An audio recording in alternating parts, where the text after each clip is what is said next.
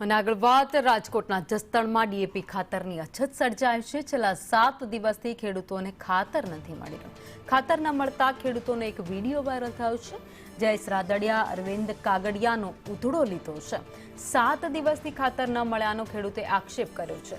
શિયાળુ પિયત કરવા માટે ખાતર ન મળતા ખેડૂતોને મુશ્કેલી સર્જાઈ રહી છે। ખાતર ન મળતા ખેડૂતની આત્મવિલોપનની ચીમકી પણ ઉચ્ચારવામાં આવી છે।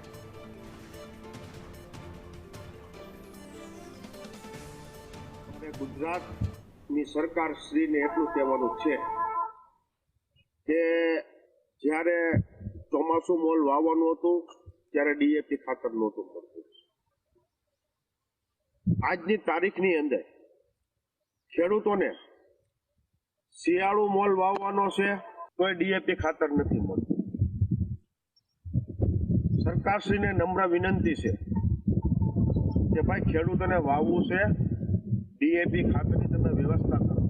પણ જયેશભાઈ રાદડિયા, તમે ખેડૂત આગેવાન છો અને હું તમારો ભાણો થાવ, રાદડિયાનો ભાણો છું।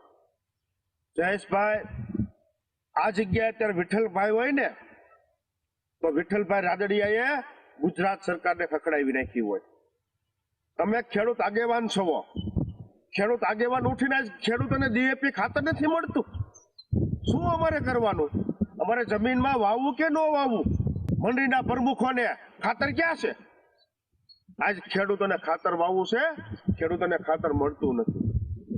ખાસ કરીને તમામ ખેડૂતોને ડીએપી ખાતર 3 દિવસની અંદર નહીં મળે તો હું મારો જીવનો ત્યાગ કરીશ।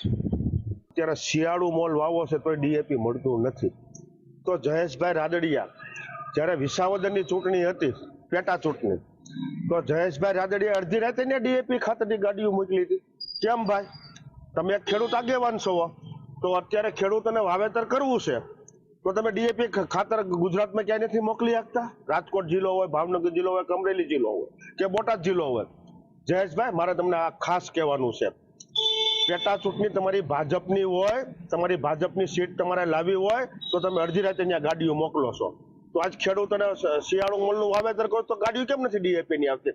મેં આત્મવિલોપનની ચમકીનો પણ વિડીયો વાયરલ કર્યો છે। ખેડૂતોને જો 4 થી 5 દિવસમાં ખાતર નહીં મળે તો હું પોતે આત્મવિલોપન કરીશ।